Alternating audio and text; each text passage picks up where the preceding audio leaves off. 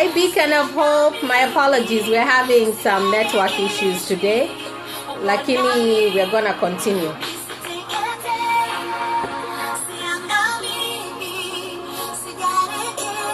If you're on, can you just say hi? Because I can't tell if there's anyone coming on.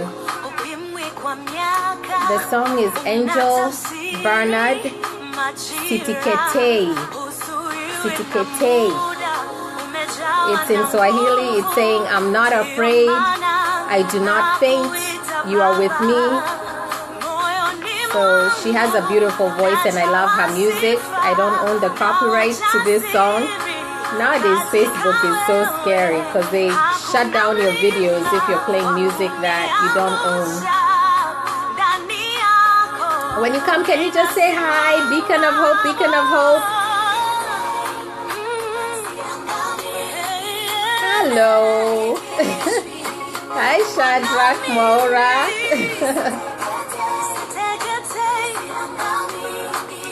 Okay, so I'm seeing you're the one that's on now. Now one person. Who is that? Eunice? Can you say who it is? For whatever reason, it's not showing me who's watching or how many people. So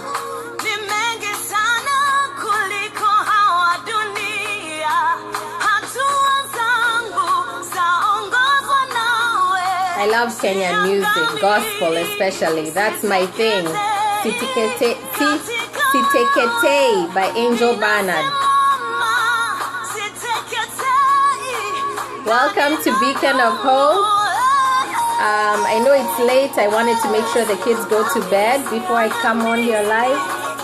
So I think I'll go ahead and start. All right. So, you're welcome to this live broadcast. I did 2 other videos on here and they were pre-recorded videos, but I got some feedback that most people prefer live videos. And of course, as you know, Eunice, as you know, yeah, gosh, I hope they don't block me for this, But, you know, I keep saying I don't own the copyright of the song. The last time I posted a video on Kwitu, I ended up... it gave me a warning, like, do you own the copyright, or is the purpose of your video to highlight this song? And so I said no, and I posted it, and it didn't get blocked. So I don't know if you got that, Eunice, before they locked you out, they put you in jail. But anyway, I love music before a live video. But let me go back to saying that you know, people gave me feedback saying they like live videos, and on this platform, which is relatively new, a month, we only have 272, and I'm saying we only have, who's counting, 272 people on this group. But I also know that, you know, when I am on bigger groups with 6,000, 9,000, you know, 10,000, you may get one person or 2 or 3 or 10, depending on the time of day. So that's why I was doing the pre-recorded ones, because I was like, well, who am I going to find live on Beacon of Hope? But Eunice, if you want to go live on Beacon of Hope, please do just tell me. Me and my husband will be there. We'll watch you. We'll engage with you as your audience. So anyway, those are the growing pains of having a new platform and trying to engage people in your vision. So let me start off. My name is Faith. I'm a mom. I'm a wife. I'm a sister. I'm a daughter. I'm a friend. I'm a child of God. I have a lot of labels in my life. And basically why I started this platform, there's a video that kind of describes why I started the platform. But essentially, you know, I had this big vision where I was like, you know, I'll start a platform. I went through a life challenge. I was looking for people who could give me hope during that time of crisis, people who could give me a testimony, people who could say, look, something miraculous happened in my life. I had a healing testimony. I had God show up in my life in an awesome way. You know, things were turned around in my life. And at that time, 5 years ago, Facebook was not what Facebook is, where there's so many people engaging all the time. So I was online, looking at Google, looking at everything, and all I could see was just hopelessness. And so I vowed, and you know, that's what God gave me. When I get my testimony, or even just progress along that testimonial, that I will share it with whoever is made available, who needs some hope, some encouragement. And it doesn't have to be in my particular story. Like, it doesn't have to be a completely similar situation, but you can use any challenge, any crisis, and say, look, people, I understand this is what you're going through, but if God did it for me here, he can do it for you there.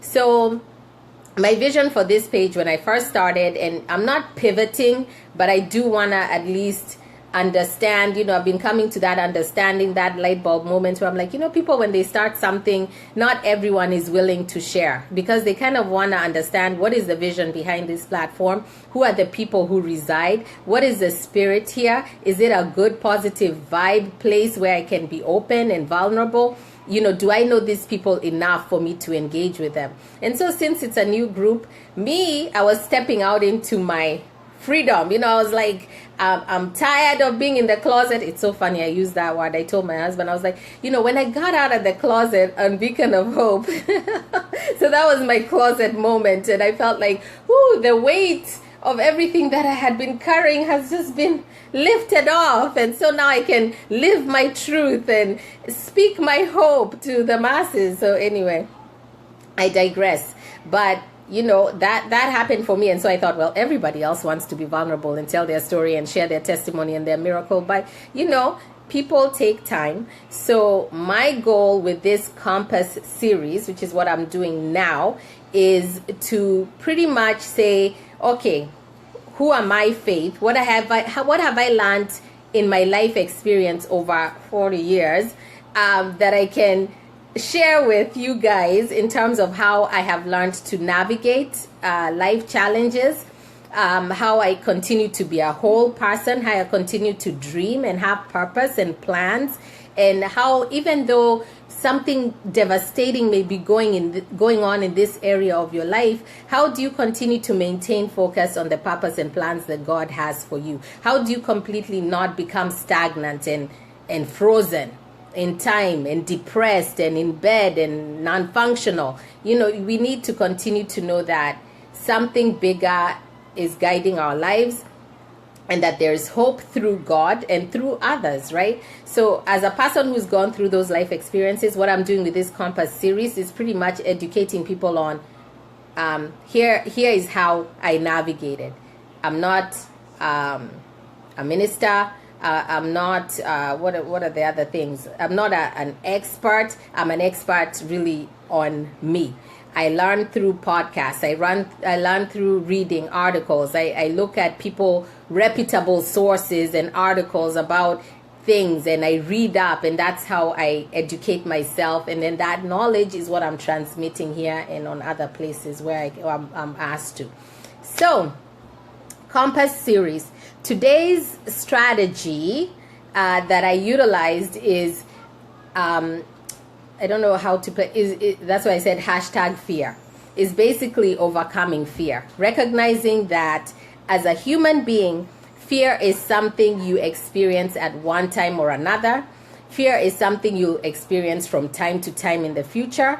And fear for some people is actually something they live with all the time. And that may seem absurd, but yet it's true for a lot of people. So please understand that in this context, when I'm talking about fear, I'm not talking about, that definition of fear, the basic definition of fear, which is an emotion that's induced by a threat, perceived or real. Basically, we all know fear is healthy. Fear, when it's true and real, will cause something to happen in your brain, in your organs, and ultimately a change in behavior will result where you have that fight, flight, what is it called? Fight or flight.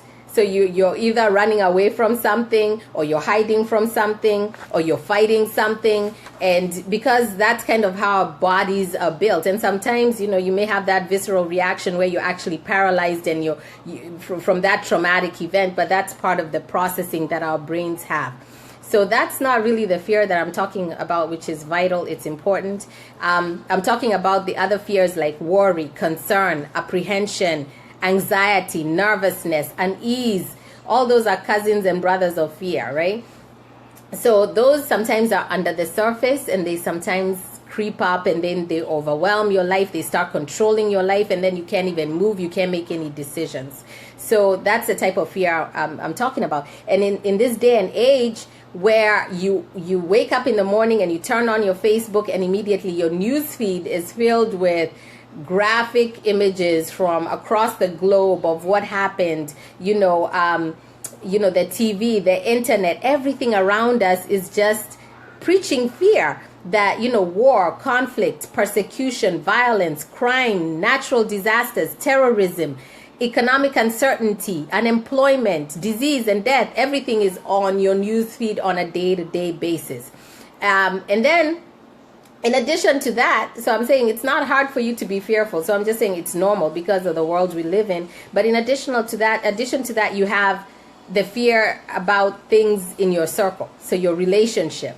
Am I going to get divorced? Is this marriage going to last? The fear of financial future, your fear about your children and their future, your fear about loved ones, fear of success if you're trying to make a change, fear of changing, fear of jumping into the unknown. So much to fear and worry about. And that's why we're living in a culture of paranoia, a culture of mistrust about almost everything: the government, religion, immigrants, your neighbor, the manufacturers, the food you're eating, the drug industry, the doctors, the lawyers. It could go on and on. So I can go on and on about that. But the reality is that so much of what we spend our time worrying about doesn't even happen. So if you're that person who is living under the weight of what if this happens, you're going to find yourself in such a hard world to live in. You're not going to be able to function. You're constantly looking out, closing your windows, wondering what's going to happen from day to day. So what can you do? In terms of myself, and I'm speaking for myself in terms of my experience, and that's why I say come on here, share your own strategies for dealing with different life challenges and crisis, or anything that kind of empowers you as you move through life. Share it here. This is a forum for you to share with others so they can connect to hope, for their future. So for me, I know that one of the things that I did very quickly when I faced a challenge in life, and maybe this happens for most people, if you're going through a crisis, something that's constantly worrying you, you tend to not want to be involved in any other things that cause you worry or anxiety or concern, because you already have this that you're dealing with here. So for me, it was as simple as guarding my heart against anything that elicited fear in my life. So, for example, I used to watch, and my husband is on here, I used to watch Criminal Minds, season 1 through 8. All these crazy episodes of all kinds of things happening to families, happening to children, happening to whatever. I used to watch the ID channel, the crime channel. I used to watch horror movies. I used to be like, those things that, like, for me, they were a thrill. But now I had started to kind of realize that fear could also be in this other territory of unease in your spirit, spiritual turmoil, where because of the worry and anxiety that's happening here, I can't sleep at night. I feel like a knife is twisting into my soul. I'm waking up in the middle of the night with a nightmare. I'm praying over the attacks that I'm feeling in my spirit because of all these other things that are happening here. So I didn't want to have anything else in the media, TV, CNN. I cut it all out. That's what I had to do. It was almost like self-protective in terms of what I had to do to guard my heart. That's kind of how I dealt with it. And I know that in essence, fear is an illusion, right? It's not something physical. It's not tangible. It's not visible. It exists in your mind, and it manifests through what you're actually doing. So it's so important that you realize that, number one, fear plays a vital role, like we said, because you're not, in terms of biology, you don't want to live a life of reckless abandon. You don't want to be well, there are people who jump off of planes and bungee jump. I don't think I'm there yet because for them, maybe that's a fear and there's a thrill around it. And so they're like, I'm going to just do it, but it's basically that feeling of like, you have to understand that you have to distinguish between that healthy acknowledgement of apprehension and things that could be horrible, could cause your death, like you tell your child, don't touch the fire, don't talk to strangers, those kind of fears. But also there's the other illogical triggers of fear which stifle your limit and your well-being and your potential. So we worry that our worst fears come true. And ironically, we bring those fears to life if you dwell on those fears all the time. So let's talk about how to get rid of fear. Number one, face the truth. I told you my truth. That's kind of how I did it. But what the experts say, you need to face the truth of your fears. Face it head on. Challenge your trepidation.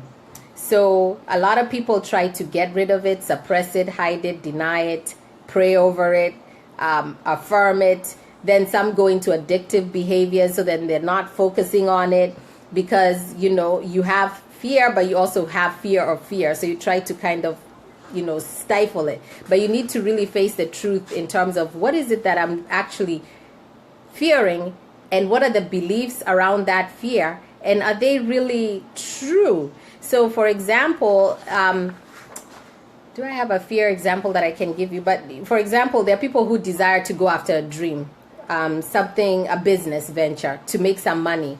And their fear around that is, I may invest so much money into this venture that I end up broke and I'm poor. So the truth around that really is that what you should be looking at in terms of truth is that no, you are connected to the source of infinite abundance and supply that's inexhaustible.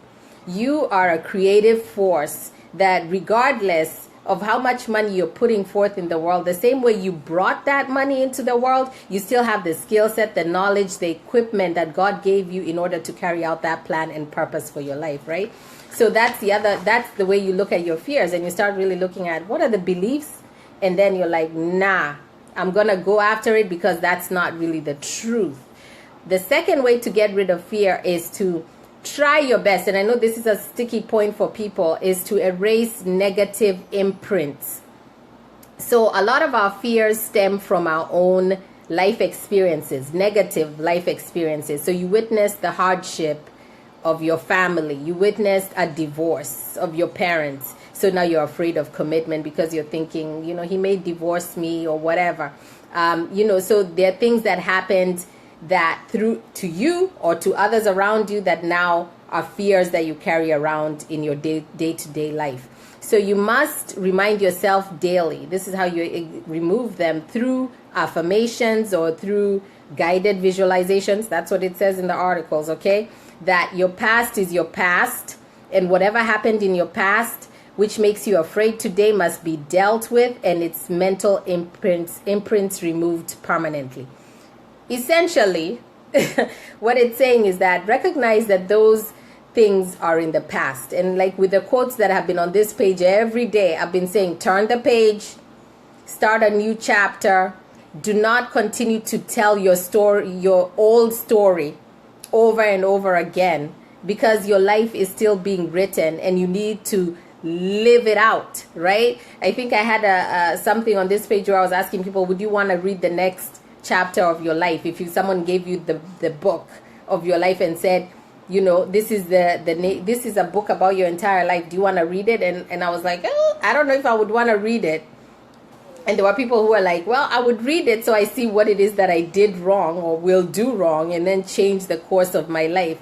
So if you're that kind of positive person where you're like, I can change things, then go ahead and change them. But don't live permanently in chapter 1, chapter 2, and then continue to rotate in that chapter. So number 3 to erase fear is to allow change.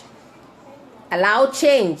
People are by nature afraid of change. They fear that somehow it'll uproot them out of their comfort zone. Because even when you're in a horrible comfort zone, in a place where you have debris of your life, and you're just, have you watched Hoarders, where people are like, you can't even get into their house, it's all this stuff stacked up and everywhere, but to them that's home, and they've learned to kind of know the way to the bathroom, know the way to the bedroom, use the bedroom for something else. The bedroom now is like the trash, and I don't know, but they've learned to live in a place of mess. Okay, so comfort zones can be horrible, so you need to take change and help it transport you into a greater, better version of you. So let those necessary changes come your way, even if they may seem frightening. Embrace them, because they're going to lead you to the highest good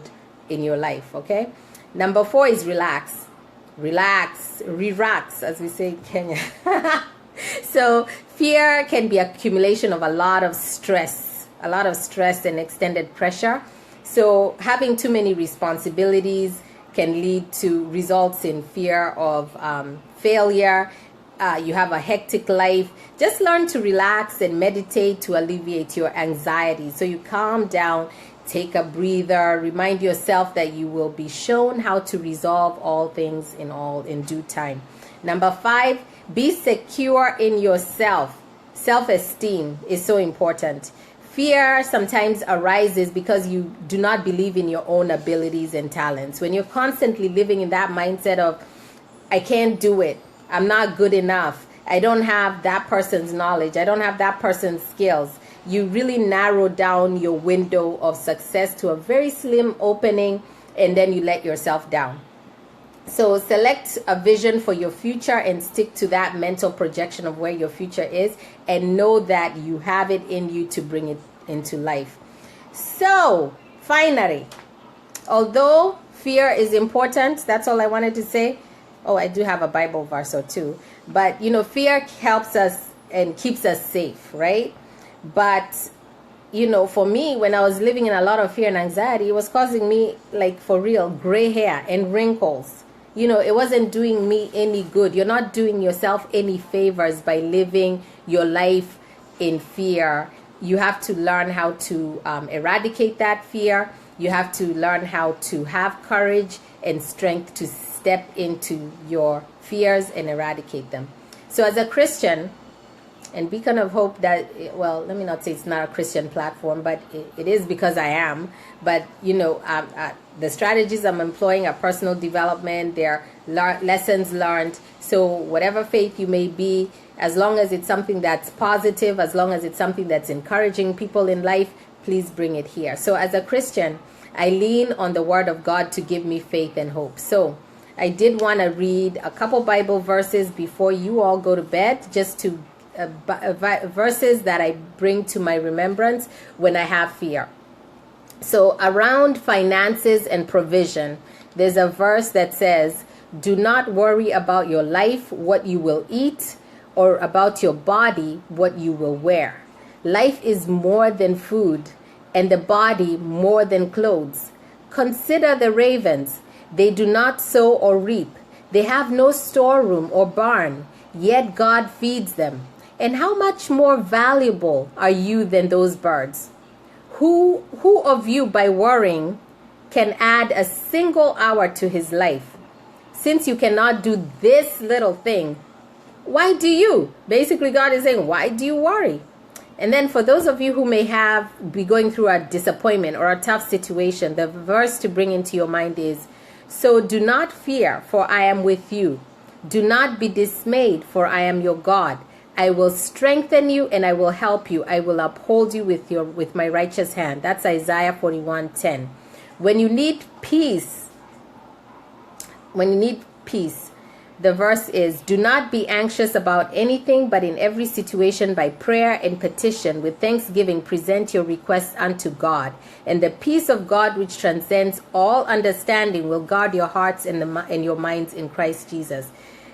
Now, this is my power verse. Whenever I have anxiety in the middle of the night, when I've gone through any type of anxiety, this is a verse that I lean on. And this is 2 Timothy 1:7. It says, for God has not given us a spirit of fear, but of power and of love and of sound mind.